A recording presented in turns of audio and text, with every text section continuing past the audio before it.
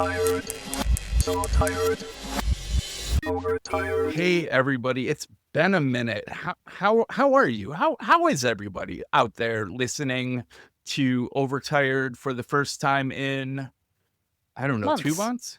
Yeah, Months. something like that. Months is It's all we it know. was a it was a, it was a nice break. I am here. I am Brett Terpstra. Christina Warren is here. Hi Christina. Hey there. And we've got special guest Erin Dawson. I'm I almost said Dawson's Creek for some reason. Erin, how are you? I'm well, Brett and Christina. How are you? Yeah, I'm okay. I'm okay. It's been a few months since we've been here. I think everybody's had a interesting summer, and so yeah, glad to be back talking with you guys and see what you've all been up to. Yeah. I've used the Dawson's Creek thing. If there's a din, the din of a bar is too loud, and I'm closing out, and I've done this motion with my hand by Right. my neck, like I'm going to. That's the motion to either you want to kill someone or you're closing out. And it's Dawson, and they're like, and it's Dawson like the creek, and it works like a charm every Yeah, I time. was gonna say that's gonna be one of those that they're like, okay, got it. So Christina, how's your mental health? It's okay. It's been better, but it's been worse. I'm going through some stuff right now that I'm not going to talk about on this podcast. So that I hope will work itself out. But yeah, I'm okay. How about you? I don't I went to the hospital again for just a day and a half this time. The end result of which being I had to completely cut out alcohol. So most of my mental health in this moment is around like just ending something that I was pretty reliant on for a lot of things and finding new activities, new ways to deal with energy. And I've been really happy coding. I get up around 3 a.m. every morning. I write code. I usually stop coding by about 11 a.m. and then just chill and watch movies and ride my exercise bike and whatnot for the rest of the day. And that makes me really happy, and I don't miss having a day job at all. But there will come an end to my unemployment benefits, and I will need to have this app I've been coding on published and making money by then. And that's causing a little bit of anxiety, some mornings more than others. It's so close, but I'm just like with NV Ultra, I'm stuck on the getting paid part, working in all the payment processors and everything and trying to, and then I posted a thing that mentioned offhandedly that it was going to be a subscription payment plan. And predictably, Yeah. I got a lot of shit on social media and people were just very upset. And I know that's, if I'm going to do this, I'm just going to have to deal with that. Yeah. But my personality does not like people being mad at me. And alternates between feeling very scared and feeling very angry. And I have to pull myself away from social media because neither one of those modes is going to make for a good reply from an app account. So Right. anyway, Well, yeah, I mean, the thing is like, look, you gave people a heads up so that they can be prepared. They can have the attitude that they have, but you have to, at a certain point, not take that feedback, as hard as it is, like to just like to your like do what you've done, which is to log off, not be part of that. Because yeah, I mean, the reality is like you need this to be something that can generate income. And one-off purchases can't do that and don't do that. And we are now, I don't know, 12, 13 years past when Adobe started, doing subscriptions for Creative Cloud. Like, I'm sorry, I'm just gonna fucking say it. People need to grow the fuck up and realize this is how software is sold now. Like, Yeah. And if you don't like it, then don't buy the software. But good luck finding anything, because there are the only companies that can afford to sell one-off licenses are companies like Apple, who even they have moved, the Final Cut for freaking iPad as a subscription. So, it's still a one-off on Mac, but I'm like, okay, also how much time and investment has Apple put in Final Cut versus Adobe or versus Yeah. DaVinci Resolve? Almost none. So, like, you can choose. You can either have software that continues to be maintained and updated, or you can have one-off software that isn't. And that's just the reality that we're in. It's nobody's, well, it is. It's the industry's fault. It's like companies, frankly, like Apple's fault, who, created these sorts of expectations to have updates free forever and didn't allow ways to do in-app purchases. And then, people like Adobe, who, because fighting piracy, they were like, we can just make it a subscription as a service.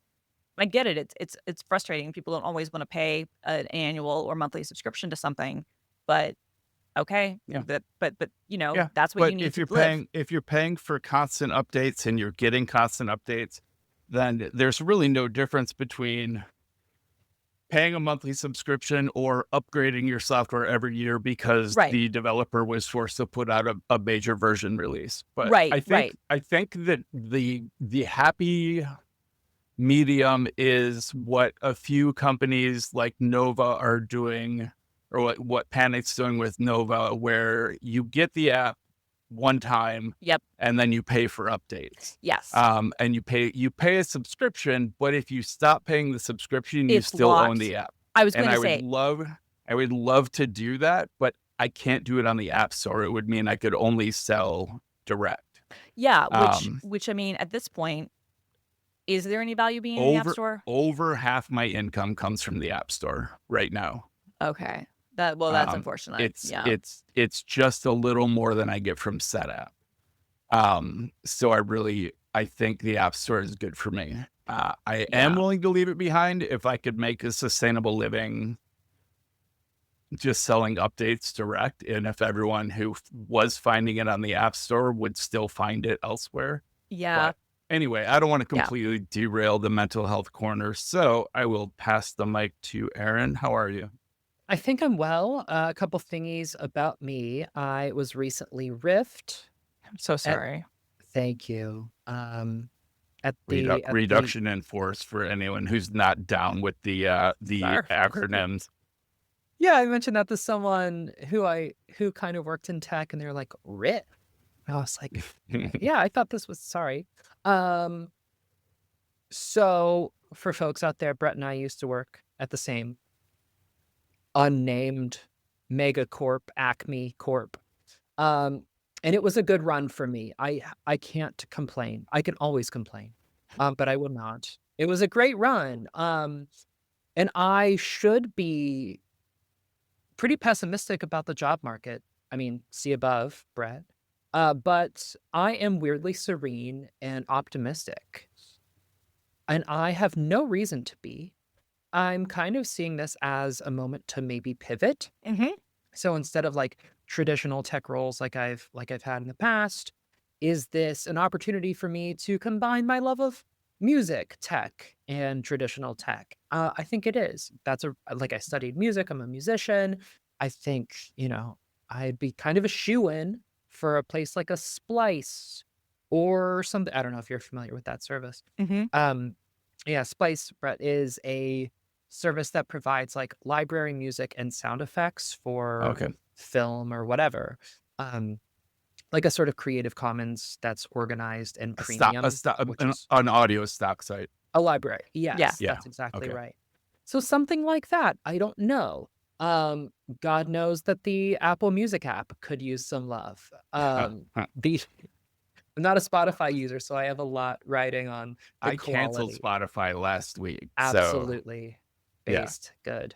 I use Logic Pro every day. I have some expertise there. So anyways, all that to say, I think like, could this be a pivot, and could it be a more extreme pivot towards not working in tech at all? Maybe I teach music or I teach composition and I sell feet pics. I don't know, but looking at untraditional forms of income that I haven't explored in the past. I'm like mostly kidding about that last one.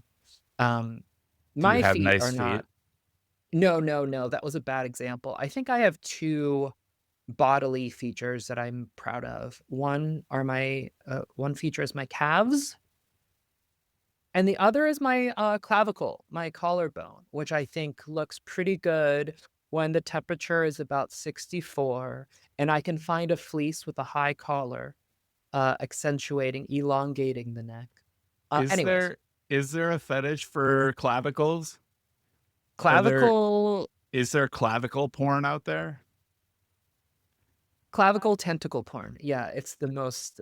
Only 2 people are into it.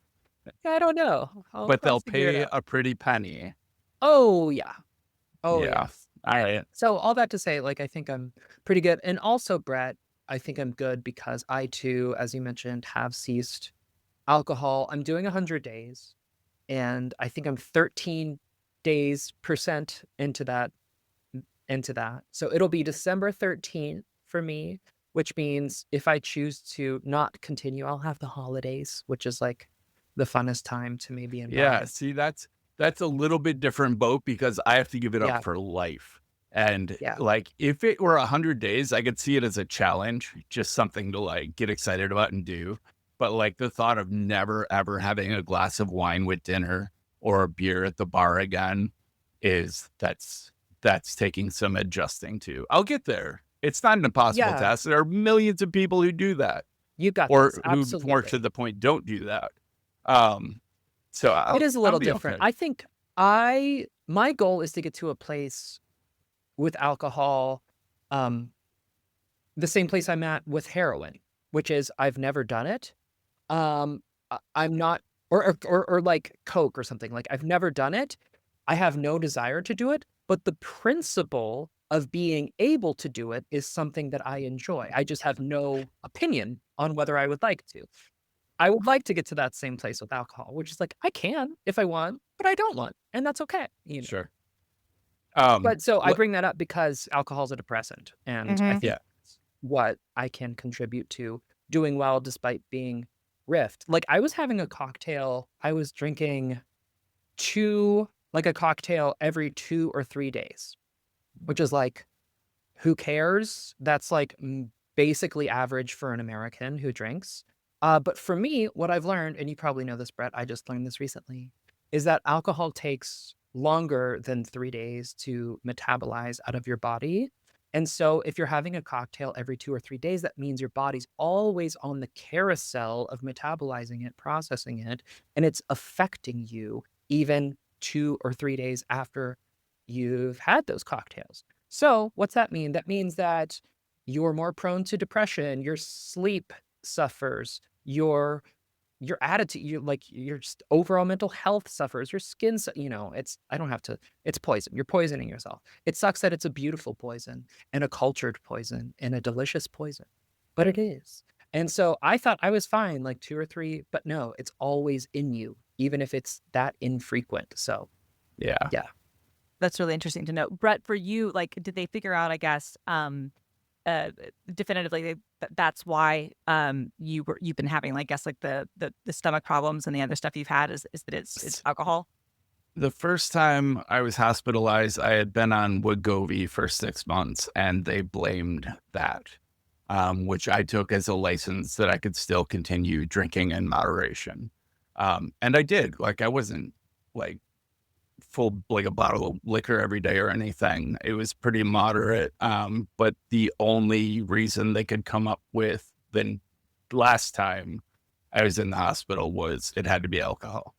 And I have had entire runs of my life where I was drinking, half a bottle of whiskey a day, easy, or more. So it's no surprise that I would have some organ damage. But like my liver tests, my kidney tests, even like my pancreatic, whatever the enzyme level is that they measure for that, is normally totally fine. Like I've always been given a clean bill of health. But when my pancreas flares up, whatever that enzyme is, it goes from the safe zone of like 1 to 200 up to over 1,000. And like I have a very strong reaction when it does happen. So yeah, it's pretty much got to be alcohol, I guess. So if I quit drinking and it happens again, then perfect. we can look for another cause, and I can go back to having a glass of wine every couple days. But you're doing the FODMAP version of drinking right now. Yeah. Yes, exactly. Brett, what For do you... anyone not familiar with FODMAP, it's an elimination diet designed to remove all sugars from your system. And then once you figure out that F isn't messing with your system, you can Right. add O, and you could have Mhm. oligosaccharides. And then I did FODMAP. I Yeah? did it. That's how I found out I'm sensitive to gluten and dairy.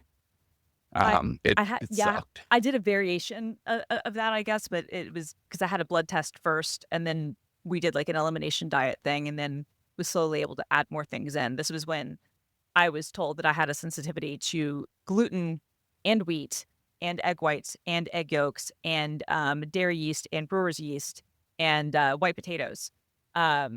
So basically no starches for me. We had to add white potatoes back because I lost too much weight. But the doctors were like actually actively concerned. They were like, "Oh, this is Whoa. a real problem." This is when I was 16, so this was a while ago. But I've done those sorts of elimination diet things before, and yeah, those are not fun to go through that process. Brett, what do you enjoy about drinking? It slows my brain down. Like, I have a very active brain. You could call them voices, but they don't tell me to hurt anybody. But just like a constant inner monologue that gets overwhelming at times, and a glass of wine just makes it shut up. And I don't get drunk. I never drink until I'm drunk, or rarely, like Really? almost never. I drink just a couple buzz? drinks. Yeah. Buzzed? Couple drinks, get a buzz, slow those thoughts down, and then move on until it's time to go to bed. It's it quiets the voices. How about you? What do you drink? Oh man. I think what drugs do to me, and I do not think all drugs are bad. I think what drugs help me to do, or the drugs that I enjoy, the substances, I should say, that I enjoy, allow me to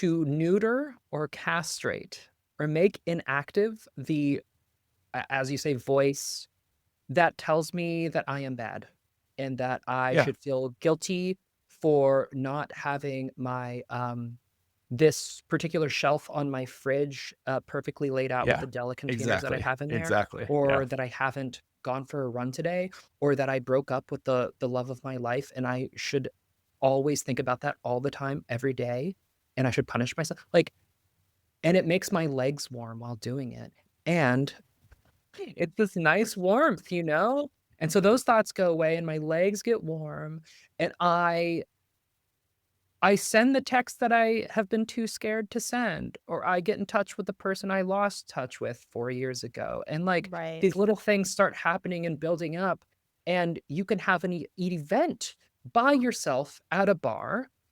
And that's a beautiful thing to me. I also really love bar culture and drinking culture.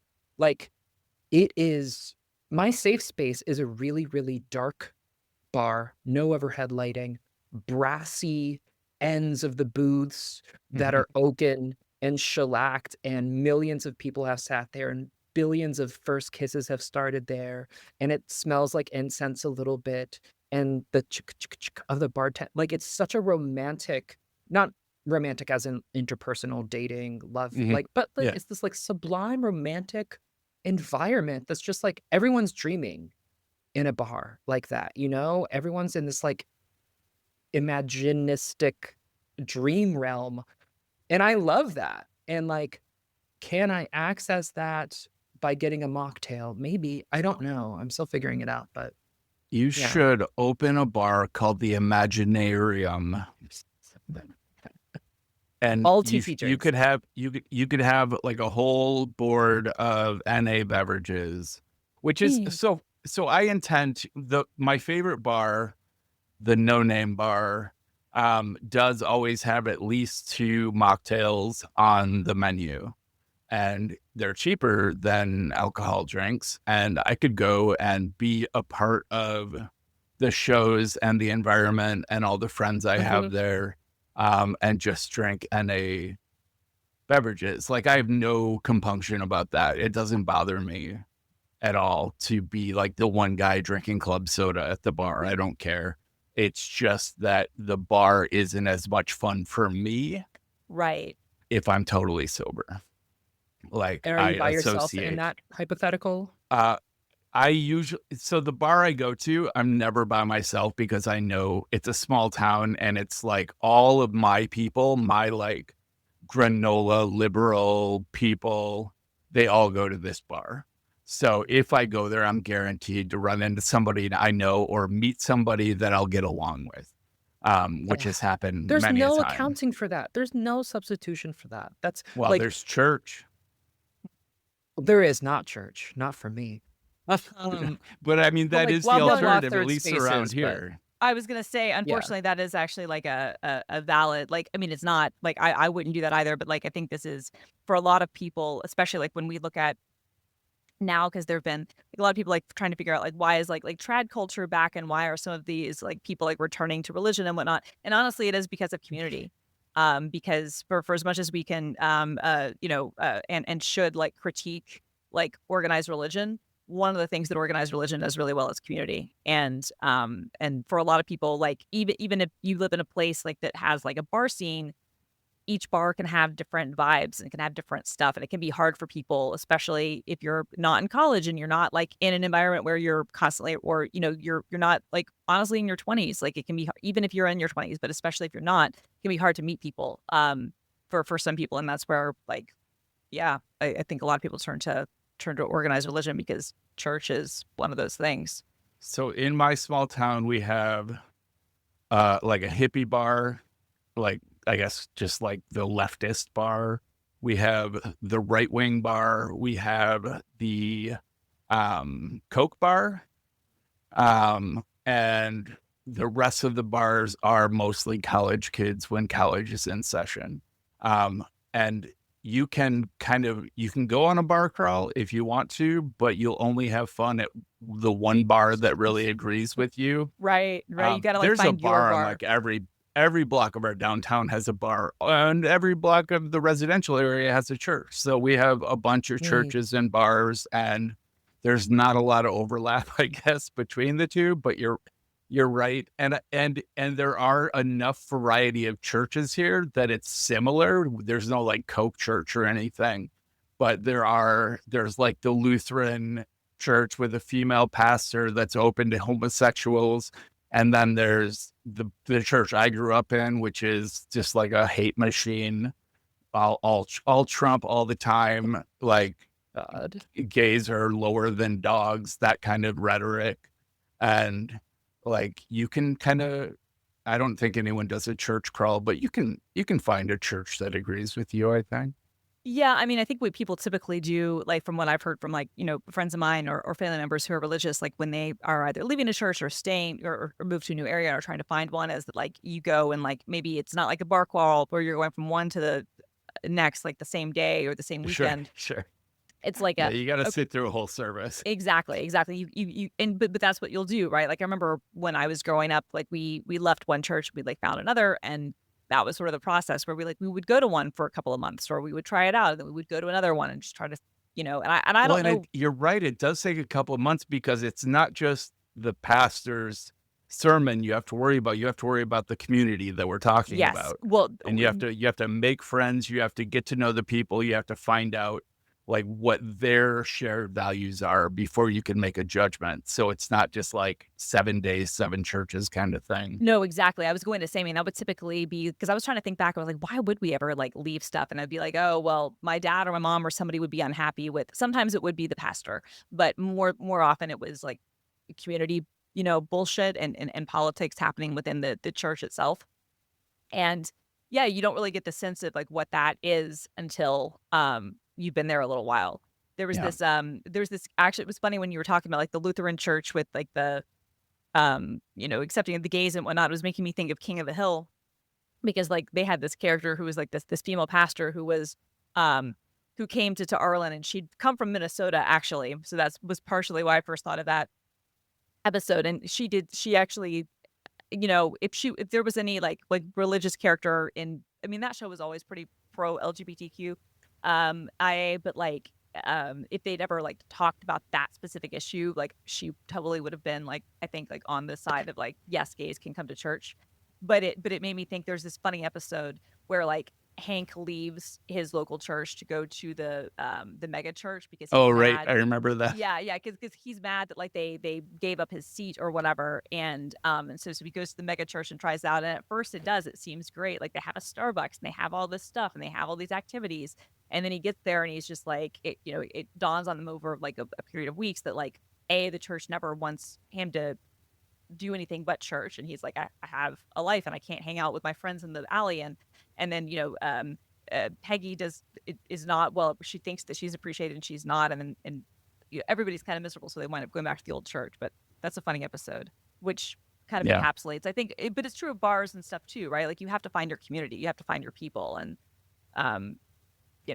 not every place has that, but that can be, certainly I think that's for a lot of people the appeal of drinking. I don't drink very often, so this is all interesting to me. I do understand what you're saying. I think about it like maybe clamping down the anxiety, helping you get over the inhibition so that you can talk to people that you wouldn't otherwise, turning off the noise in your head that never stops ceasing.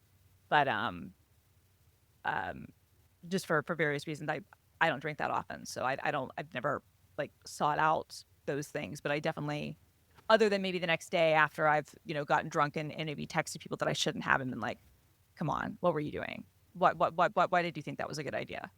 But Hangovers So alone are a great reason to stop I drinking. never, Like, I haven't had a hangover really? since I was in my late teens. Oh, Like I bless your heart. I don't get hangovers. Like I said, I don't generally drink to excess, and if I drink Well, to like right. blackout, which I did a couple times in my 20s, I might have a hangover for an hour or two, but it goes away. So speaking of all these benefits of drinking, in the absence of alcohol, what are you doing to quiet the thoughts and deal with your inhibitions? Yeah, for me, I have embraced another substance that I've dabbled with for the last few years, but it's become a more important part of my life, and I will not name that substance. You can. Is it for personal Well, I know. reasons or out of respect for the pod? You Um, don't have to. There's no pressure both. to, but you're welcome to if you want to. It grows from the earth. Mhm. Sure. You know Yeah, what yeah, I yeah. mean? I do. Um, I enjoy that substance as well. Well, I well, think I don't know if we're talking about the same Oh, one. we might yeah. not be. So We might not be. this grows from the earth, and you can't smoke it. Oh, okay, yeah, okay, got it. Yeah, It okay. usually grows by the trunks of trees But you Got can it. get it in gummy form. Okay, yeah, I don't or have chocolate. experience with that. Yes, I've heard good chocolate. things. I've heard good things, but I've not imbibed in this particular substance. It's the best. It's the best, and it gets me really close to how I want to feel if I'm having a couple cocktails, but for me, I get hangovers really easy. But without the like, oh my God, why did I text my ex from 3 X's ago? Right. And it increases my enjoyment of art. Yeah. And so what's there to miss? Like it's really been doing it for me. Like last So night, yeah. just out of curiosity, do you take what would be considered a microdose, or do you take like therapeutic dose, or do you take a full on like tribal ceremony dose? Never heroic tribal, Okay. my life rearranged by Mesoamerican gods Mhm. doses. Really a kind of split between micro and just like, So around 2 whoa. grams probably. A thing about me is that I refuse to measure anything. Okay. I cook all the time. I will not measure. But that means you don't bake then. I don't know. Yeah, I was going to say because like Yeah, 'cause baking requires the I measuring. was going to say you can get away with it with cooking. You cannot with baking. Baking is like you have to be Yeah. extremely precise. But yeah, I don't have sorry, a go on. sweet tooth.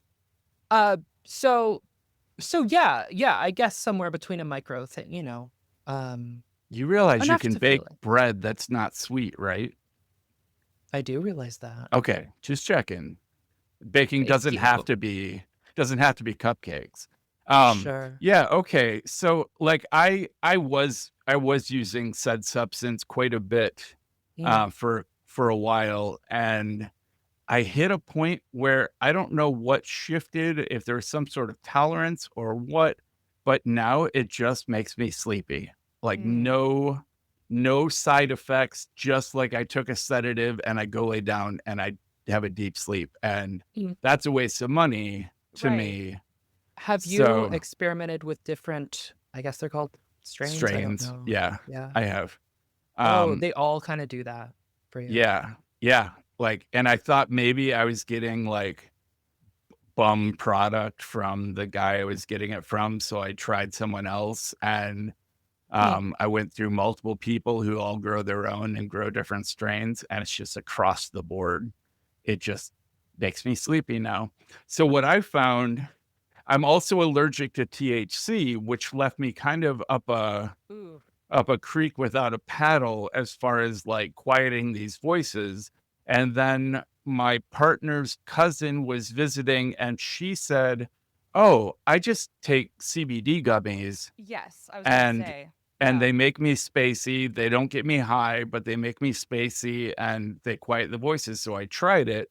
And sure enough, like 50 milligrams of CBD, which is what I just drank for the pod, um, it does exactly that. It makes me feel spacey and relaxed and not anxious about stuff. And yeah, so I've been spending not not an equal amount of money, but most of the money I was putting into alcohol now just goes into buying CBD beverages, and I assume that they're not addictive and I'll eventually lower my intake of those, but Yeah. yeah, yeah. Okay, quick sponsor break. I am really excited about today's sponsor, OpenCase. OpenCase is a patented iPhone case with a literal open space in the back of the case, designed to make using MagSafe accessories way better than with a normal case, and in many cases, even better than a bare iPhone. The open case is designed around Apple's MagSafe wallet. They offer their own wallet and other accessories as well. A lot of MagSafe accessories and chargers are designed around the dimensions of Apple's wallet, and anything with that rectangular format will fit snugly in the opening, preventing it from moving around, keeping things thinner than adding on an accessory to the existing thickness of the phone case, all while allowing bare naked access to the charging system. Apple recommends in its wireless charging support documentation that users should not place anything between your iPhone and the charger. With OpenCase, you can optimize charging with nothing in the way. And there's no lock in. OpenCase offers a suite of accessories that fit perfectly in the open space, but it also works with most third party MagSafe accessories that fit. There's a great video I'll link in the show notes that demos a wide variety of accessories that fit. With OpenCase, you can even create a stand on the go. The open space creates a ledge that you can wedge an accessory like a wallet into to create an impromptu stand. It also works with most of the MagSafe stands that are out there and makes them even more stable. It also reveals the beauty of Apple's design. When using a traditional case, most people never see the color of their iPhone. With OpenCase, you can regularly enjoy the beauty of Apple's design and the functionality of a case. Open case, thinner, lighter, and sliding around and shearing off accessories, optimizes MagSafe charging, and more. It's the case for MagSafe and iPhone 17. Thanks to OpenCase for sponsoring today's episode. So, do you want to talk about, this is a question for the panel. Do you want to talk about coffee or do you want to talk about Tahoe? So I refuse to use Tahoe, but I'm happy to Good talk for about you. why. But I'm happy to talk about why. Yeah. Okay, let's do Tahoe. I will kick it off by Yeah. saying I am usually the hey, let's give it a chance guy. Like you're all overreacting just because it's new and Yep. different and you'll get used to it and fuck it. Oh my god, it's so bad. It's really It's bad. so bad. It's really bad. It's made my laptop basically unusable and ugly to boot. Yeah, I'm incredibly unhappy with it. I had it in a VM and I did try like the most, like, I guess like the final beta. I haven't tried the final release, but I did try the final beta. And granted, it was in a VM, but it was in a VM, on a very powerful system. And I couldn't go past that point. And I went, okay, when I am forced to use this by like an employer or for applications or whatever, then I'll do it. This is the first time in Mac OS like time period that I've ever not been running it, and that I have like absolutely no desire to put it on my machine. And like I'm happy that work, it basically like they had put the update out, but it was by mistake, and I was like, I don't think this has been certified. And people came and they're like, no, it hasn't. We removed this, and I was like, good. The minute you force me to, I will, obviously, but until then, no. Don't do it. No, I mean, Don't do it. well, and Even outside of an emulator, it is significantly slower to do everything. Yeah. It's not good for productivity. Yeah, like here's the thing, like I can get behind and I can deal with like some of the changes, and I don't love all of them, but some of it is change version, some of it I think is general complaints about iOS 26. I have fewer complaints about iPadOS, I think, because they actually made it better, actually, like in some regards, like they actually Yeah, no, I agree. task, right? Like it's I- actually a decent. I'm borderline on Liquid Glass in general, but Yeah. the latest like 26 for iOS, not bad. No, Not bad. exactly. And I can deal with that. And like I just got a new phone yesterday, and I can so I wouldn't have any choice, but I needed to update just so I could transfer everything over anyway. And like that I can deal with. I might have some battery issue complaints that hopefully will go away with the new phone, but we'll see. But with Tahoe, I think it just looks terribly. Like it looks Awful. awful. Like it looks terrible, right? Like I think the new design is a complete shit show. And then B, like there were some usability things that I saw that I'm like, what are you doing? Like, what have you done? The only feature that I could see myself actually enjoying, and then they kind of ruined this because you don't want to actually use the operating system, is that you can now SSH into machines like headlessly, like from boot, and basically like won't have to like have physical access to the machine to be able to do that. So you could like remotely like SSH into something and restart it and then log back in again. So because of how changes they made to File Vault, so that is cool, but like, I'm not, remotely SSHing into machines that I need to reboot very frequently. Like if I had like a home server or whatever, I like, am. could. Yeah, I do that all the time, and I've actually never had a problem with it on the current operating systems. Well, no, like if you have to do an upgrade or restart. Shutdown minus R now to reboot, but then you have to have automatic login, Right. Oh, and that's enabled, the thing. That's the thing. which you can't with File Vault. You're right. Exactly. Right. So that's the whole thing. That if you want to have File Vault enabled and you want to be able to, SSH in and Yep. from a reboot, Okay. that's really nice, right? So for a headless situation, somebody who has a home server, businesses, whatever, that's pretty cool. I'm glad they did that. For me, for my use cases, like I'm like, that's maybe if I had a Mac Mini, set up in some way, I would, install that. Fine. Did you see the alert dialogues? They're all left aligned. Like, why? What purpose why would you? It looks awful. Erin, what are your thoughts? I have not. I'm still on Sequoia, which I love. I put iOS 26 on my iPhone 15 a couple days ago, and I'm fine with it. And I also knew that I was going to be speaking with you both today, and I'm like, do I have a take on this?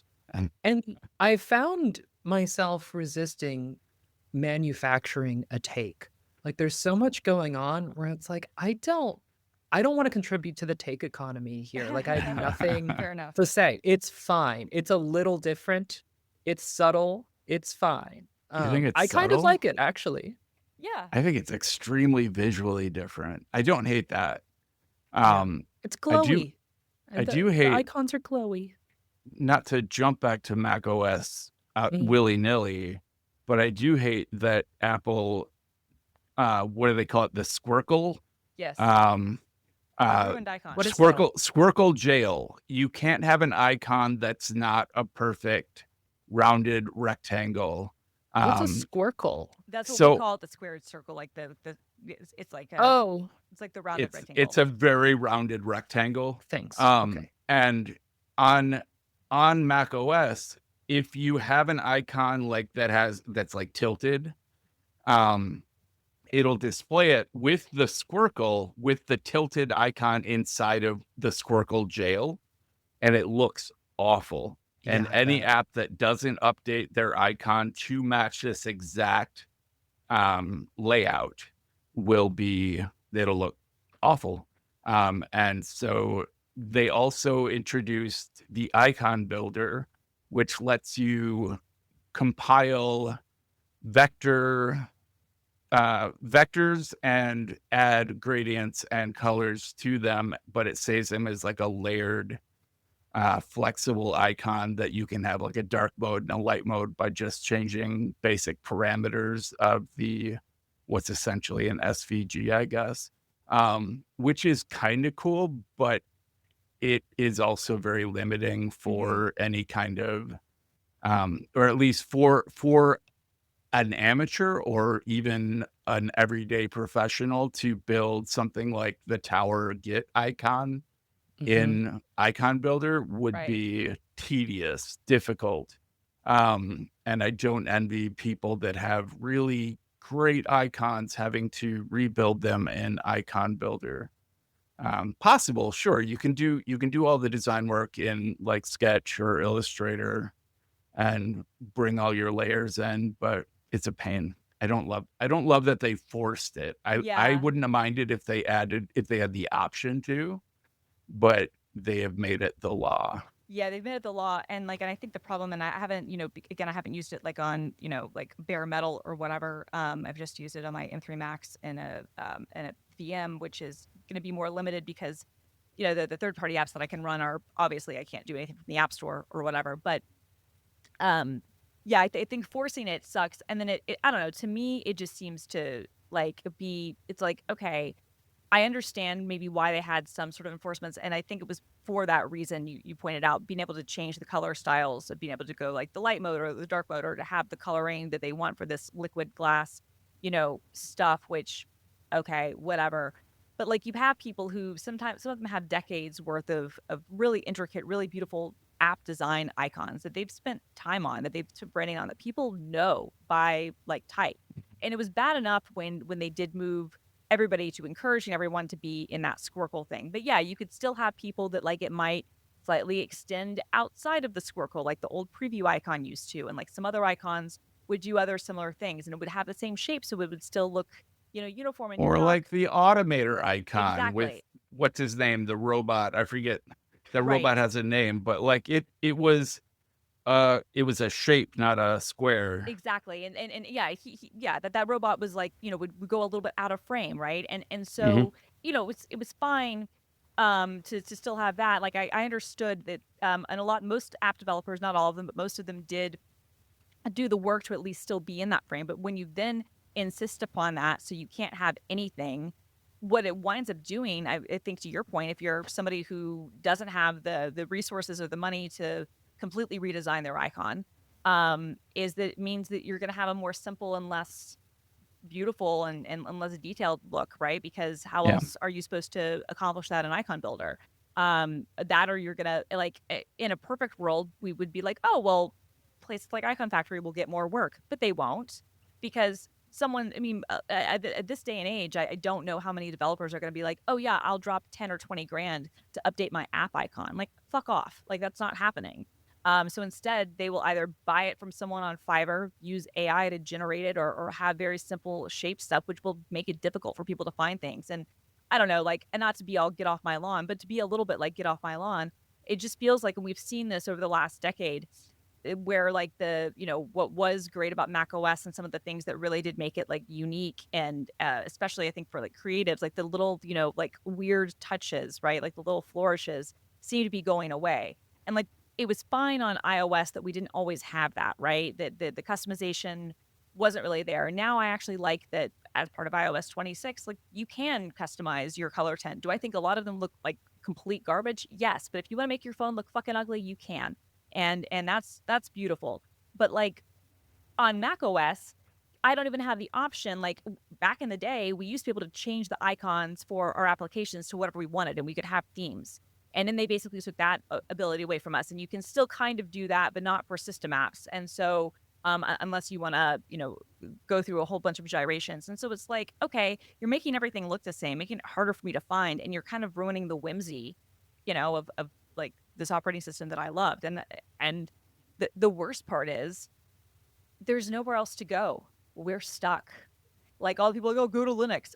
Fuck you. Like, no, Linux is fine for development work and for some tasks and for some things it might even be ideal, but for like a day-to-day user operating system, no, I'm not going to use fucking Linux. Absolutely not. And Windows, God bless them, they try, but like the people who do the good work on Windows wind up getting the short shift, and there's so much other crap that's associated with Windows that it's like, no, man, I'm stuck. I have no choice. And I think Apple knows that. They know that they have to give us the minimum amount of effort, the minimum amount of care, even though the Macs are selling better than ever because they're better than ever, and that we all will just kind of have to suck it up and deal with it because, and then we get gaslit because we will, if I look at like the changes that happened a decade ago, they weren't great. There were already changes and things that happened that weren't excellent even 5 years ago. And now I would long for those days, right? So for Yeah, 5 years, right. 5 years from now, I'm going to be like looking back at this and be like, oh, well, this was fine. This was a good operating system, right? I'll be like, oh, Tahoe was excellent. We know it wasn't. They've like we've regressed. I think with Michael Tsai, who wrote on his blog something about how like the peak, Mac OS was in 2010, and I think he's right. And I'm Yeah. like, I think that was probably the last peak period. And I'm like, that's shitty. The best operating system we've ever had was 15 years ago. Like that's not just me being like, oh, I hate change. I mean, I'm sure that's part of it, but like, Well, I'm so usually pretty open to it. But this is just objectively true. what I object to is change for the sake of change. Right. If you're going to make things better, if you're making a change in the operating system to adapt to a new technology, to new processors, to new peripherals, if you're making things work better, then change is necessary. Yeah, Um, I'll go this far. If you're going to make all of this look so much like iOS and act like iOS and whatnot, then give me a fucking touchscreen.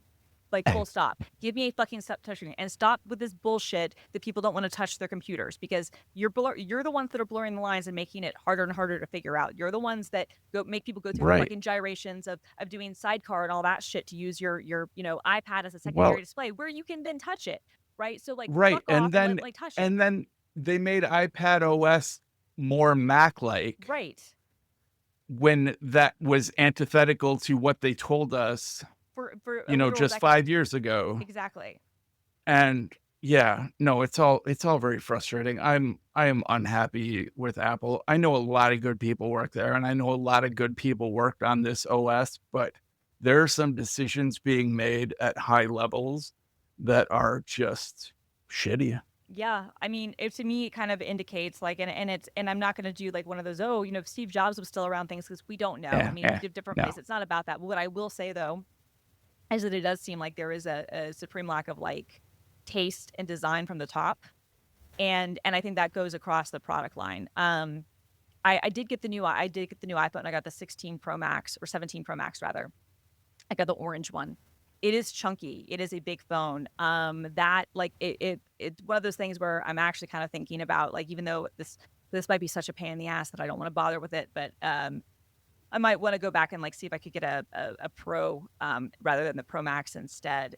But I do really love the orange, and I'm into that. The Air I looked at, zero.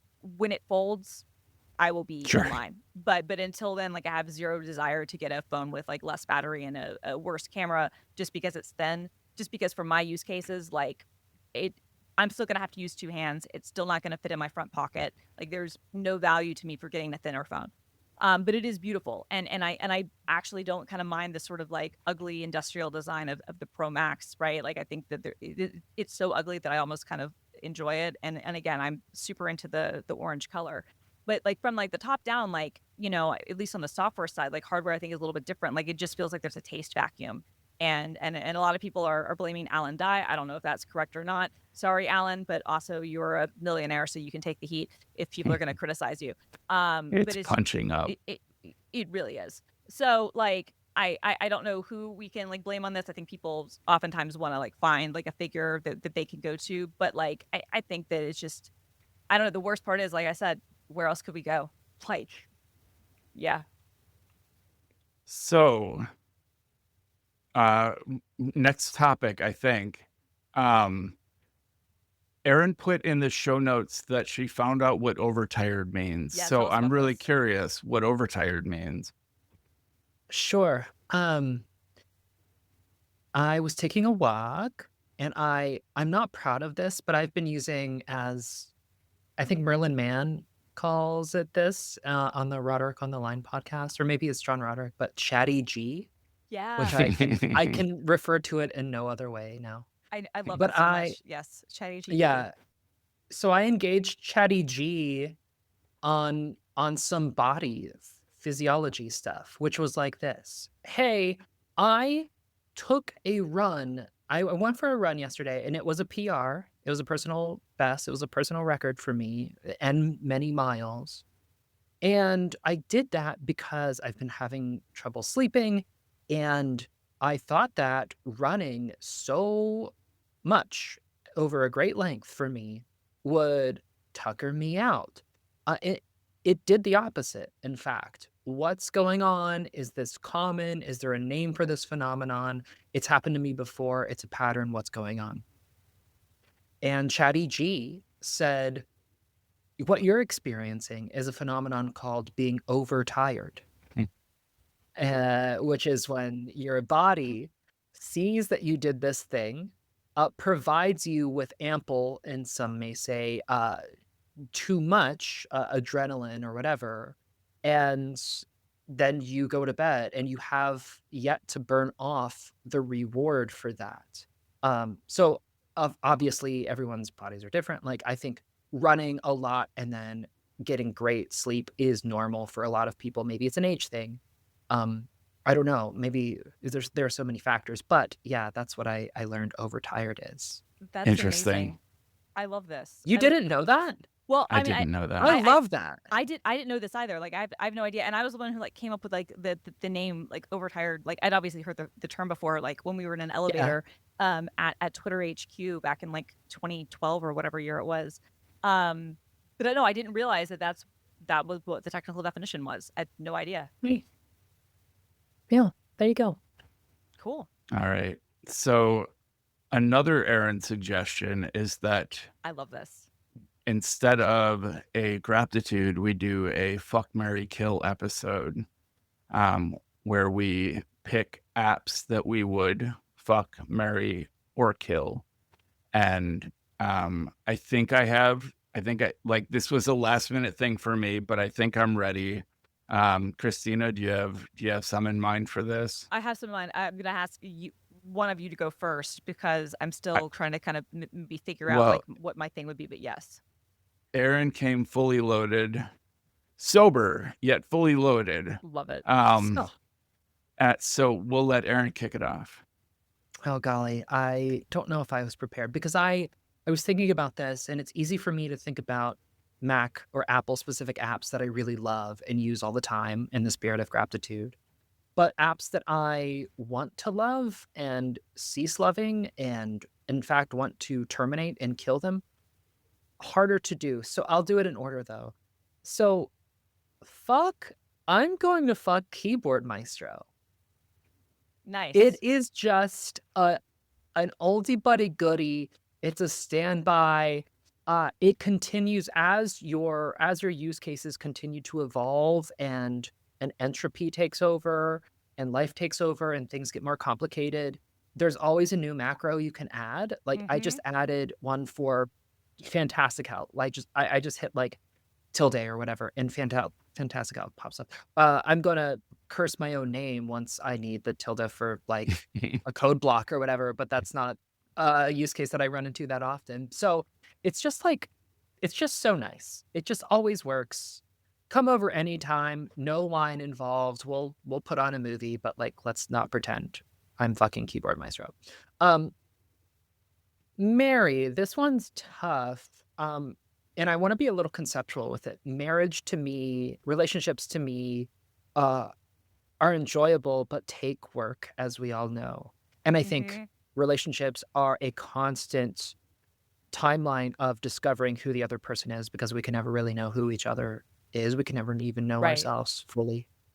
So in that spirit, I'm going to marry Final Cut. And here's why. I think like not having separate tracks for different entities in whatever you're editing, whether that's like a visual thing or an audio track or whatever, is really strange. But I know people love it. I've used it myself, and I don't know if I'm getting used to it in the way that I think a lot of people do. So that self-discovery, I want to click in, but I'm super interested. I'd like to put a ring on it and see where it goes. Prenup, please. Kill. This is a toughie. I'm going to say there are so many good ones to kill. Okay, for my kill, I think I might kill Bartender. Yeah, okay. Yeah. Like they're getting really fucky with their upgrades and like forcing Yeah. you to buy a new license Uh-huh. if you already. And fuck between that. Ice and Barbie, Barbee, I don't know that one. Bee, it's as good without all of the hassle of Bartender. I Right. have killed Bartender. Right. I was a Bartender diehard, but we got Mhm. divorced. I guess divorce. This should be fuck, marry, divorce. Yeah, I was Um, gonna say, yeah, they sold and we all had to go to Ice Bar or whatever, which is worse. yeah.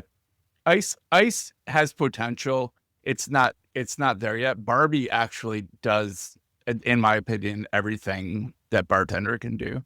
Wow. Okay, I'll I- look into that. Worth yeah, checking it I was out. gonna say I haven't seen that one. Awesome. But yeah, Bartender. Yeah, I mean that was a great one. And then Yeah. All right. What about y'all?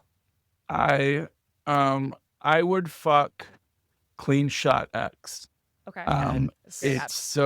It's so elegant. It does exactly what it needs to do, and it's just orgasmic every time I use it, and I use it all day, every day. Same. Same.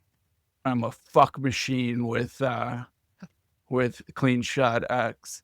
I would marry, again, like this is it's a conceptual thing, but Cursor Mm-hmm. has been making my life so easy, but it also at the same time takes a lot of work.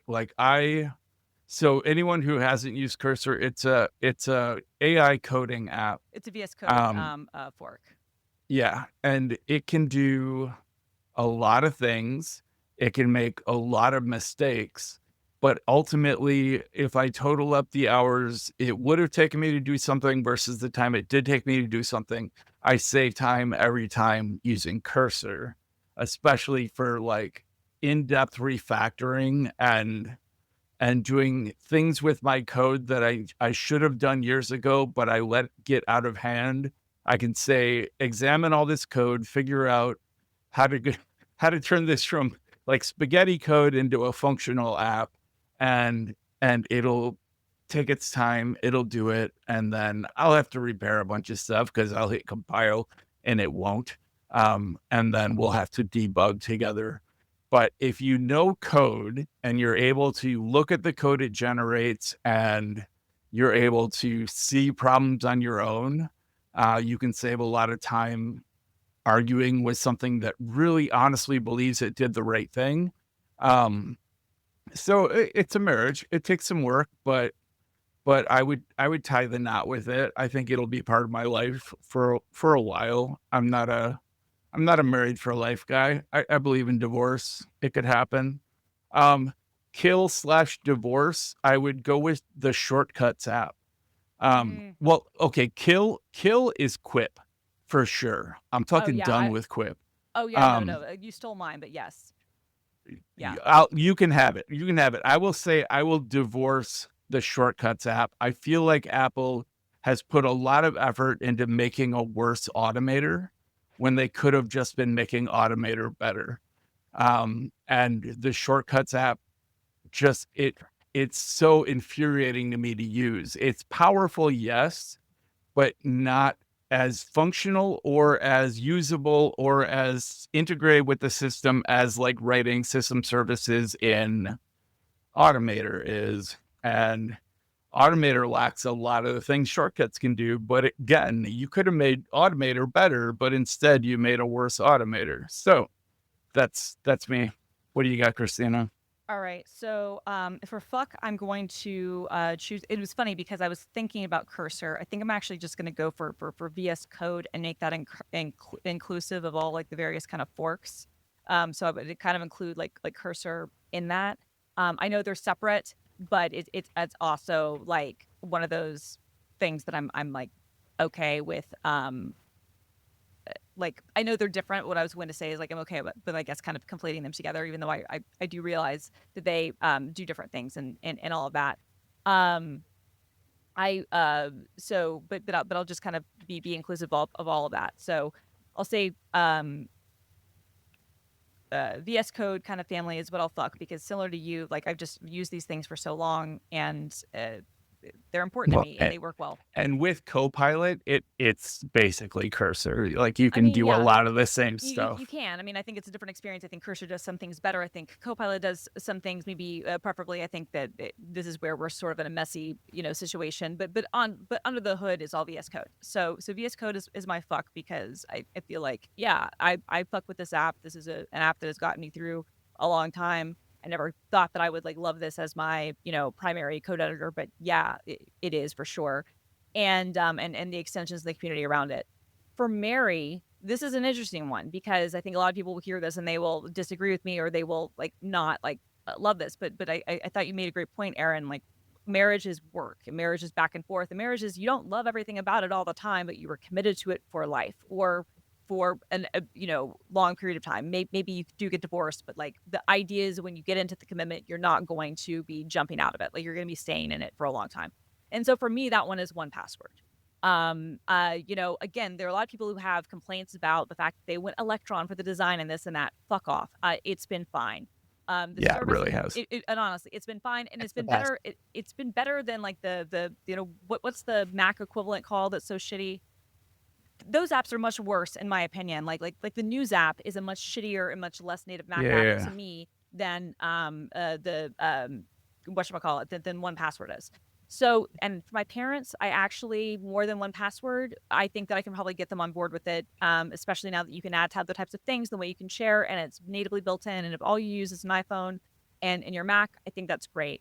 For me and the stuff that I do, 1Password is more than passwords. I have my SSH keys. I have my Social Security card. I have my nephew's Social Security card. I have my passport. I have like all kinds of anything in it. I have my two-factor Catalyst. Sorry, I'm Thank sorry. you. Thank you. Catalyst. Yes. That Yes. was really bugging me. Thank you. It was bugging me too. Thank you for coming up with that. So yeah, I have so much of my life in 1Password. I've said this many times. This is why I think this is the Mary, is because like I would be like, my life is over if I lose access to my 1Password account, like genuinely, right? Like I have, like the recovery key, like in a safety deposit box. Like it's my life is in it. Like if somebody really wanted to fuck with me, they would get into my 1Password. But I do actually trust them to have that secured. I do actually, Yep. they've been a good steward of the company. I've been using it for 18 years at this point. And so for me, 1Password is it. And like I can't conceive of a world where, like, again, like I have a bunch of stuff also stored in Apple passwords just because it's more convenient, even if that is maybe less secure. Sorry, don't at me, security bros. I'm aware. I should probably not, whatever, but it is what it is. But it's cross-platform. I can use it on a web browser. It's really, really nice. And so that's my Mary. And then for my kill, Quip. Quip is fucking dog shit. And it was an app that was really good when it started. When Brett Taylor, first created it, he wanted to basically make a good version of Google Docs. He was like, what if Google Docs had more advanced features and you could export it in different formats and you could, collaborate in certain ways, and it didn't suck. And that was a beautiful vision. And then it was sold to Salesforce, and then Brett Taylor joined Salesforce, and he's no longer there. He's now, I think, like the chairman of X, or he's on the OpenAI board or whatever. He's a rich man is basically what he's doing. And Quip is, for some reason, still pseudo maintained. I would think it was an Atlassian product, the way that it works, honestly. And yes, I mean that with everything that says. But no, it is like an Atlassian product, and I'm like, this is garbage, right? And like, I've never really used a lot of other Salesforce stuff. I've used Salesforce a few times, and I've used Slack, obviously, but no, Quip. Like, we had this issue today as we were getting into this, where we couldn't find the file for our notes where we put in the things we want to talk about. I Erin, had just created it, and then I sent a link to Erin. Erin got in. I didn't see Erin's changes, so I left the document to come back into it, and it was gone from my file list. I never saw it at all. Erin had to send me a link to my Yes. document to get back into it. And then it gets worse, because the link that she sends, I'm already logged in on this web browser to Quip, and I can't see on the file list. I click in the same web browser, open up the same thing, that link that Erin sent. I'm asked to log in again. Yeah, From a that's what happened to me too. From a different UI modality. Like, so it looked like it was a completely different backend. So clearly this app has been abandoned, and I Yeah. don't know why it still exists. And it's one of those things where you and I, we'd used it for so long because this was just how we did everything, and we liked aspects of it better. You It know what, was it was a nicer version of Google Docs. It was. was what it said on the tin. And you know what? I've shit on Google Docs a lot over the years, and I still have like issues and things that I don't like about it. But and I promise this has nothing to do with my current employer. I'm kind of down with Google Docs now. It has native Markdown support. Like, I write a lot of what Does I write. it? Yes. That's All right, we're switching next show. We're doing Google Docs. Yeah, it finally has native Markdown support. It also, you can export in Markdown, but like, all the time when I'm writing docs, like at work, I just, use Markdown and do it. It has good shortcuts. It's fast. Yeah, I mean, at this point, Okay. like, a lot of the things that we've used Quip for, Quip has degraded, and Google That Docs was has that come was up. the one reason I kept everyone on Quip, was because at the end of the show I could export the notes as Markdown, copy them into my automated setup, and go. But if Google Docs can do that, then fuck Quip. Yep, sure can. And it's really, yeah, it's yeah. All right. Well, that was an exciting round of Fuck, Marry, Kill edition of grAPPtitude. Nicely done. I love that. Well, Erin, I want to thank you for being here. I know your work schedule is crazy right now. Just kidding. No, it was so good to see you. It's been a while. And Christina, it's been a while since I've seen you too. I was gonna say, we haven't seen each other in a long time, so I'm glad to catch up. I hope everything is, goes better for everybody, for all of the job stuff. It's hard out there. Thank you. And, Yeah, it's tough. Yes. Good luck, Erin. And Good luck, good luck to me on not having to find a job. Let's let Yes. everything work out for all of us. for real. That's a wrap. You guys get some sleep. Oh, did you have something to say, Erin? I see you're making a face like you're about to say something. I was making that face, but I think it was involuntary. I think maybe I was nervous about, because I know the sign off is kind of particular, and it was occurring to me that was what you were doing, and you saw it. I have no poker face. I Hey, apologize. Erin, Oh get some no. sleep. Yes. Get some sleep. And this is where do I say Brett and Christina, but you address me, so do I just say You can just say get some sleep. We can all get some Get- sleep. get Get some some rest, sleep. get some sleep, get some slumber, get some shut eye? The system is going down now.